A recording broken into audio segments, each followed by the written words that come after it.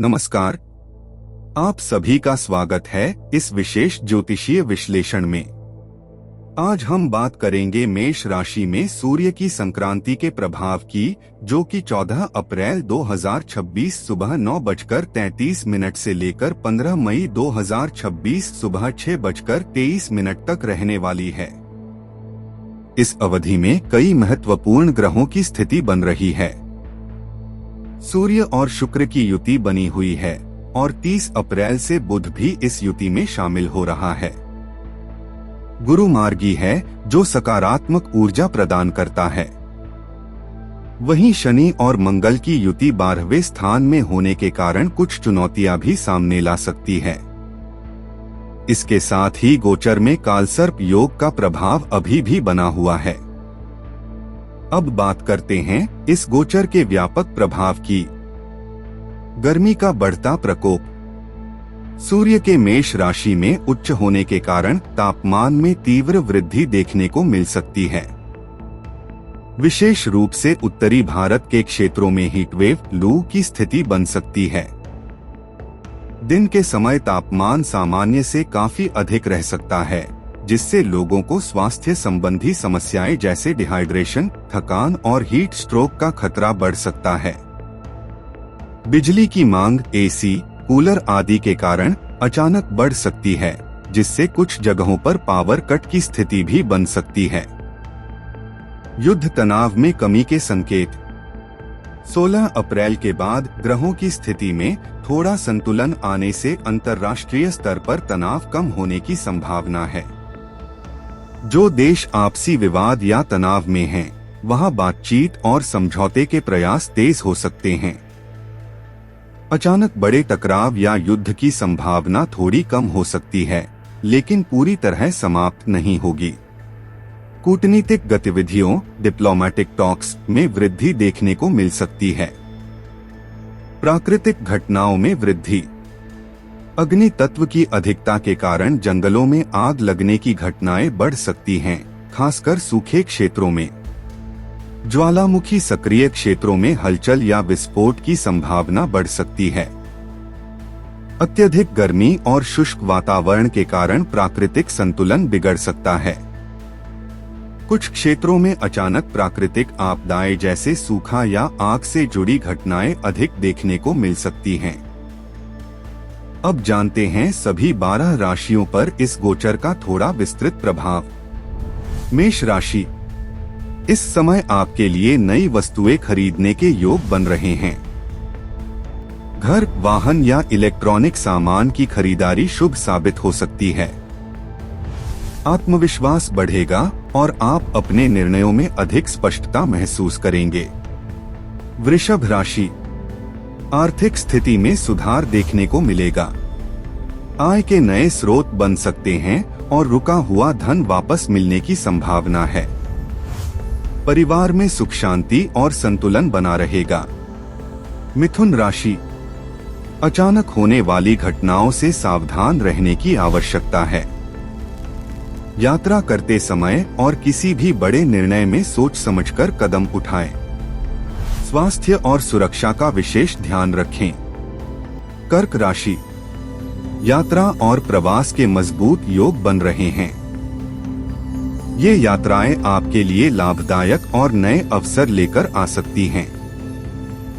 नौकरी या व्यवसाय के सिलसिले में बाहर जाने का मौका मिल सकता है। सिंह राशि। सामाजिक और व्यक्तिगत संबंधों में थोड़ी खटास आ सकती है।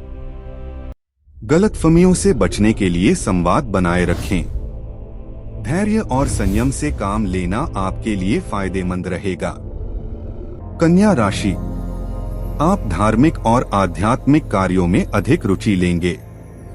पूजा पाठ, दान पुण्य और सामाजिक सेवा के कार्यों से मानसिक शांति और संतोष मिलेगा। तुला राशि।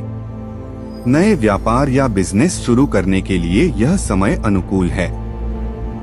साझेदारी में काम करने के अवसर मिल सकते हैं और सही योजना के साथ आगे बढ़ने पर अच्छा लाभ मिलेगा।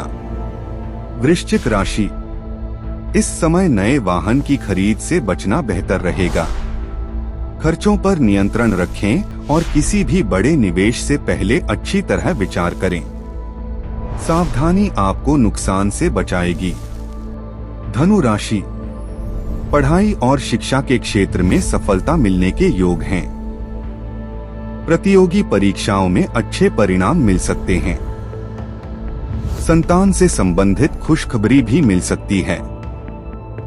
मकर राशि, स्वास्थ्य को लेकर सतर्क रहने की जरूरत है, खासकर वायरल इन्फेक्शन से बचाव करें।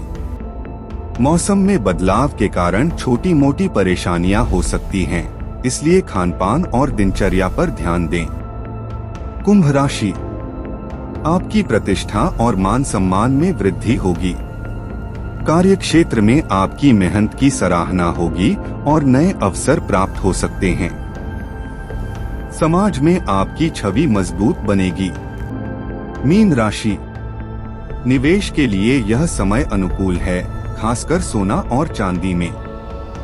सही योजना और समझदारी से किया गया निवेश भविष्य में अच्छा लाभ दे सकता है।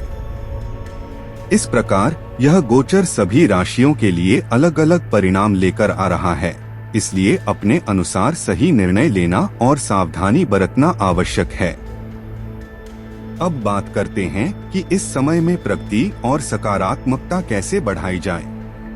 यदि आप इन ग्रह स्थितियों के बीच अपने जीवन में संतुलन और सफलता चाहते हैं, तो कुछ सरल लेकिन प्रभावशाली उपाय अपनाए जा सकते हैं।